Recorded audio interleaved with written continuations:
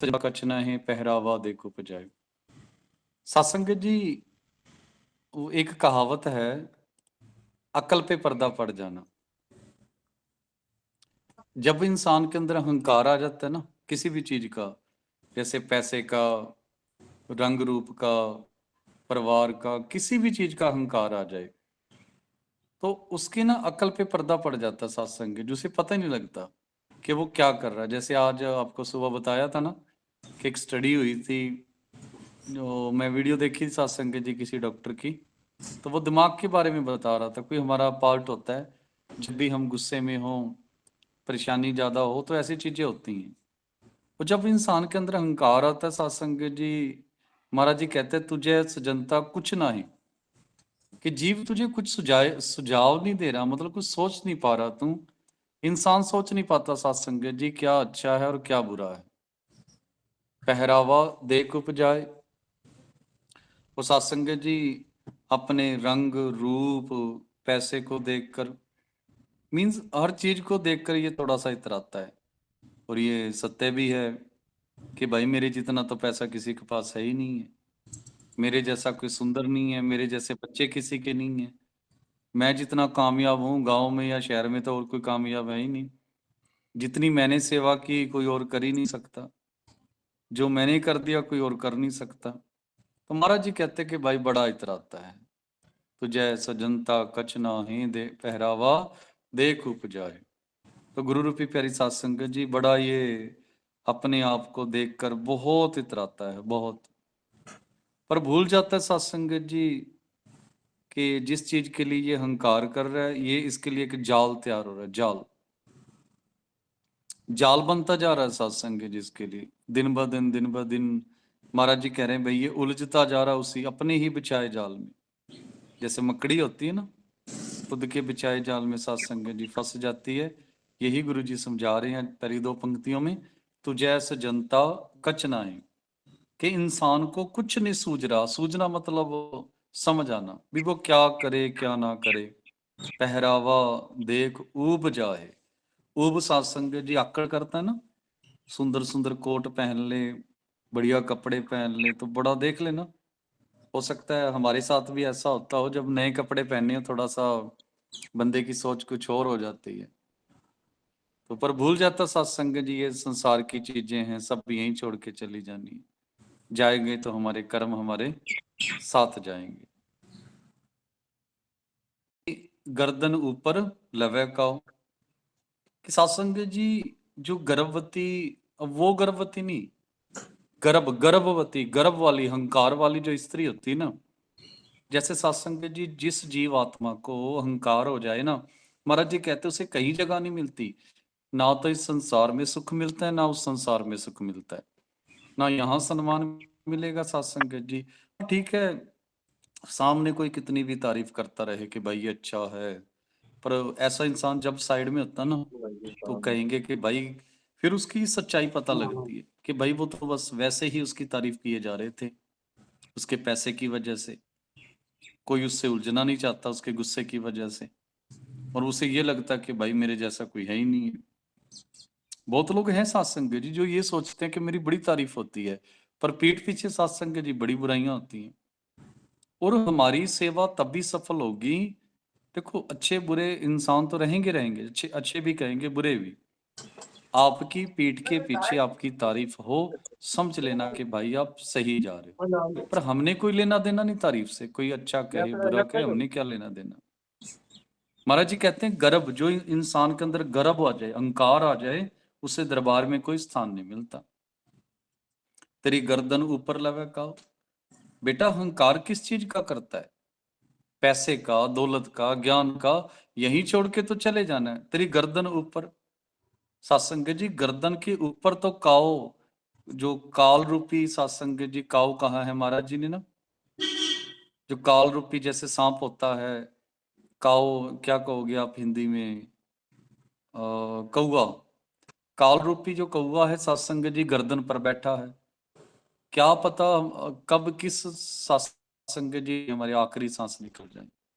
गाड़ी चलाते, स्कूटर चलाते, मोटरसाइकिल चलाते, रेलगाड़ी में, हवाई जहाज में, बस में, कार में, घर में, रिश्तेदारी में, बाजार में, कुछ भी हो सकता है, कहीं पर भी कुछ भी हो सकता है, कोई पता नहीं कौन सा वक्त हमारा आखिरी होगा। तभी महाराज जी कहते बेटा किस लिए अहंकार करना, एक पल का भरोसा नहीं है, तेरी गर्दन के ऊपर काल बैठा है और हमें ये भी नहीं पता कि कौन सा श्वास आखिरी है। तो जितने की जिंदगी मिली है सत्संग जी अच्छे से बिताइए, अच्छे कर्म करो, गुरु का वचन मानो, बस यही जिंदगी का सार है।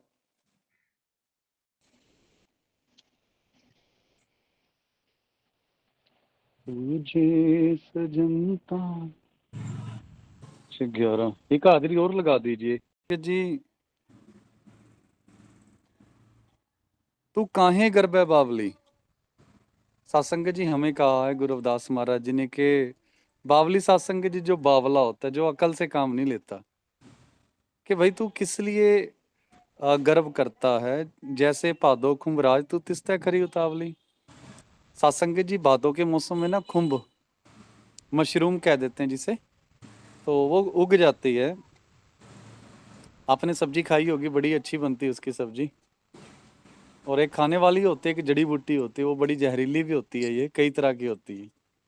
पर सत्संग की उसकी खासियत है, वो ना थोड़े दिन के लिए होती, ज्यादा दिन नहीं, बस वो भादों में उगती है, थोड़े दिन के बाद वो अपने आप ही खत्म हो जाती है। महाराज जी कहते हैं कि भाई उसका कुछ जीवन है, उस खुम्भ का ना जीवन है, वो थोड़े दिन जिंदा रहेगी, पता है, सबको पता है। पर बेटा तेरा तो एक पल का भरोसा भी नहीं है। हम आदमी हैं एकदमी, मोहलत मोहत ना जाना, कि एकदम के हम आदमी हैं, सांस आ गई तो ठीक है, नहीं आई तो भाई मर गए। सांस है तो इंसान है, श्वास नहीं है तो सत्संग जी इंसान नहीं है हम। इसलिए गुरु जी कह रहे बेटा क्यों सत्संग जी, हमारा समाज तो अहंकार करे भी क्यों। मकान बाबा साहब गुरु रविदास जी के, नौकरी बाबा साहब गुरु रविदास जी की, ये आज़ादी बाबा साहब गुरु रविदास जी की, सब कुछ हमारे गुरुओं का। फिर सत्संग जी किस चीज पे अहंकार करे, पैसा उन्होंने दिया, आज़ादी उन्होंने दी, बोलने का हक तो सब कुछ उनका, हम अहंकार किस चीज का करें। तो महाराज जी कह रहे जब, और फिर साथ लेके भी कुछ नहीं जाना, पता नहीं बच्चे बुढ़ापे में साथ देंगे या नहीं देंगे ये भी नहीं पता, पता नहीं कौन से आश्रम में पढ़े होंगे ये भी नहीं पता, बुढ़ापा आएगा या नहीं आएगा ये भी नहीं पता। तो महाराज जी यही कह रहे तू काहे गर्भ बावली, अरे भाई किस चीज का अहंकार करता, शरीर कुछ करने के लिए मिला है। जैसे बाबा साहब ने बहुत कुछ किया शरीर के साथ, गुरु रविदास जी ने बड़ा कुछ किया शरीर के साथ। और सत्संग जी जो इंसान हमेशा याद रखे ना, पहला मरण कबूल जीवन की छडास, ये जरूर याद रखना, ये संगत तक पहुंचाओ इस बात को कि पहले मौत याद रखो। जिंदगी का मजा लेना ना सत्संग जी, बड़े ध्यान से सुन लीजिए, अगर जिंदगी का आनंद लेना है तो भाई मौत को 24 घंटे याद रखो। जो इंसान मौत को याद रखता है वही जिंदगी का असली आनंद ले सकता है। बाकी तो सत्संग जी जो आनंद है कुछ पल का है। तुम्हारा जी सत्संग के साथ कर रहे हैं खुम्ब, कि बेटा खुम्ब तो कुछ पता है कि भाई कुछ दिन की है, पर पता तो है ना कुछ दिन का, तेरा तो बेटा कुछ दिन का तो नहीं, कुछ जी खेल बिगड़ जाती है, अचानक से फोन आता है कि भाई ये बात हो गई, और हैरान होते हैं ये क्या हो गया, अभी तो बात की थी हमने।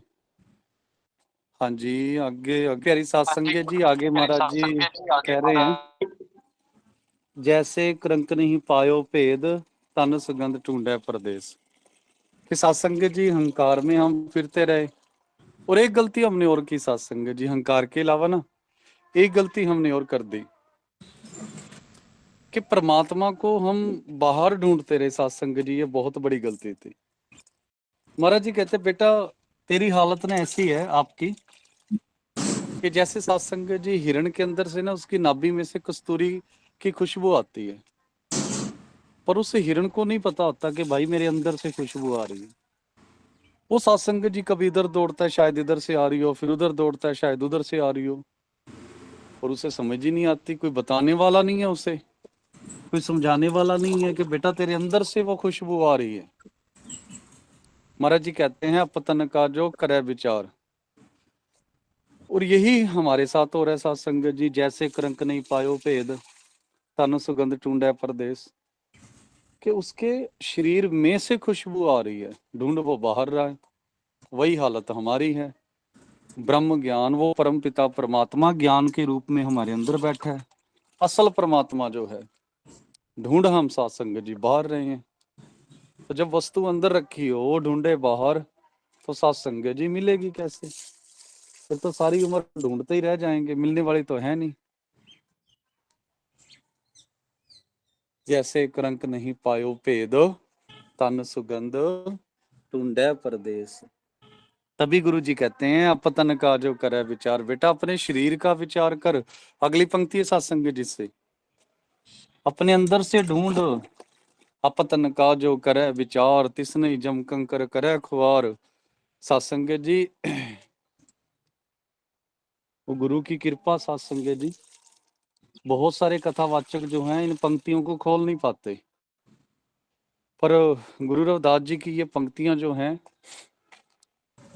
बड़ी ही पावन पवित्र हैं। इस एक पंक्ति के अंदर सात्संग जी पूरी साइंस और टेक्नोलॉजी आ गई। जब मैं वो बताता होता ना, कंप्यूटर, लैपटॉप, मशीनें, इसी इसी पंक्ति से ली थी सात्संग जी वो बात में। गुरु जी ने कृपा की, और आपने ये विचारधारा गुरु जी की पूरे विश्व में फैलानी है सात्संग जी, पूरे विश्व में, कि भाई जो कुछ है सब कुछ घर में, बाहर नहीं। ये मोबाइल फोन, लैपटॉप, कंप्यूटर बनाने वाले हम ही हैं, क्योंकि परमात्मा है ही हमारे अंदर।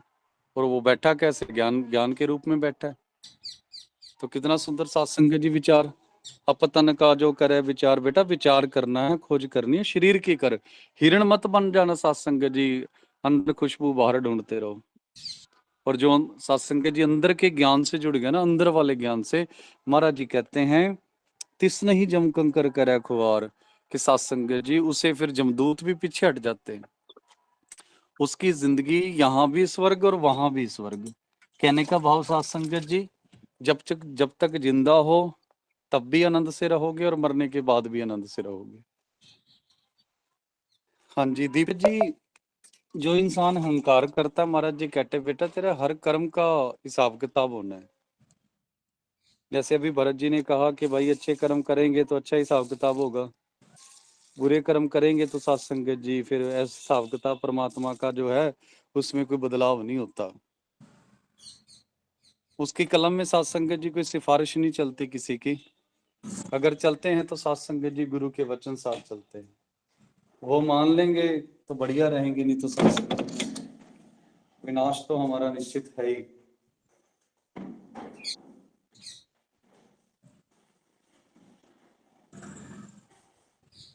पुत्र कलत्र का करे हंकार, ठाकुर लेखा मांगन हार। सत्संग जी जो जो कर्म हम कर रहे हैं, अपने बच्चों पर, बीवी पर, पैसों पर बड़ा अहंकार करते हैं, महाराज जी कहते हैं कि भाई हर कर्म का आपका हिसाब किताब हो, पेड़े का दुख सह जियो।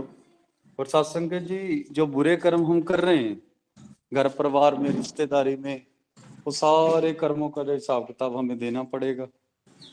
पाछे किससे? और जब वो जमदूतों की मार पड़ेगी, पेड़े का दुख जो फल भोगेंगे सत्संग जी बुरे कर्मों का, तो महाराज जी कहते हैं पाछे किससे पुकारे पियो पियो, क्योंकि बेटा अभी तो गुरु तेरा हाथ पकड़ने को तैयार है, बाद में किसे बुलाएगा? किसे अपना गुरु कहेगा,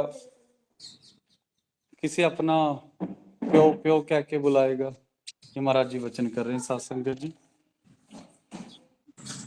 हाँ जी, सुनीता बहन की जो लेओट तेरा मिटा पाप सब कोट कोट।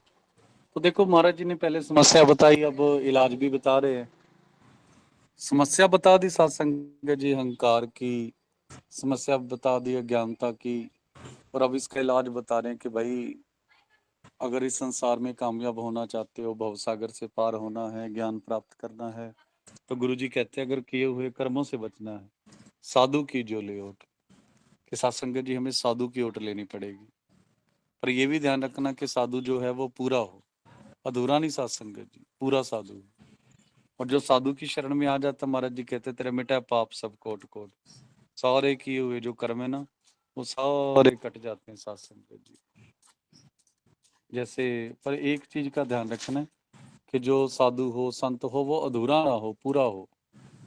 साधु की जो लेओट तेरे मिटे पाप कोट। क्योंकि सत्संगत जी गुरु रविदास महाराज जी का ही वचन है कि अगर साधु पूरा मिल गया और बचनी तोर मोर मन माने, वचन मान लिया हमने जन को पूर्ण दीजिए, हम पूरे हो जाएंगे, मतलब परफेक्ट हो जाएंगे। और जो इंसान परफेक्ट हो जाता है सत्संगत जी, उसके पिछले कर्म कट जाते हैं। अगर जिंदगी में गलती से भी कोई गलत काम हुआ तो सत्संगत जी एक ही रास्ता है कि भाई साधुओं के पास जाओ, पूर्ण साधु हो, जैसे गुरु रविदास महाराज जी हैं, बस उनके वचन मान लो तो सत्संगत जी बेड़ा पार हो जाएगा, और दूसरा कोई रास्ता नहीं। कह रविदास जो जपै नाम, इस जात न जन्म न जो मैं पाऊं। और आगे गुरु जी कहते हैं कि भाई जो गुरु का दिया हुआ मंत्र जपेगा, जो गुरु का दिया हुआ मंत्र श्वास श्वास जपता रहेगा, महाराज जी कहते भाई किसी भी समाज का हो, जात का हो, क्योंकि परमात्मा जात पात नहीं देखता सत्संगत जी, परमात्मा जब भी देखता है कर्म देखता है। तो महाराज जी कहते हैं जो नाम जपेगा, गुरु के वचन मानेगा, किसी भी जात का हो, कहीं पे भी जन्म हुआ है, सत्संगत जी पहले तो सारे विषय विकार खत्म हो जाएंगे उसके। एक मेडिटेशन या शब्द ही है जो हमारे विषय विकार खत्म करेगा, और हम इन धर्म जात व्यवस्था से ऊपर उठकर सत्संगत जी में मालिक हो जाएंगे, ज्योत में ज्योत हो जाएंगे। सत्संगत जी आखिरी 4 पंक्तियों में, पहले ऊपर पंक्तियों में गुरु जी ने समस्या बताई, नीचे सत्संगत जी इलाज बता दिया। साधु के पास जाओ, साधु से शब्द लो और उस शब्द की कमाई करो सत्संगत जी, और उसके वचन मानो।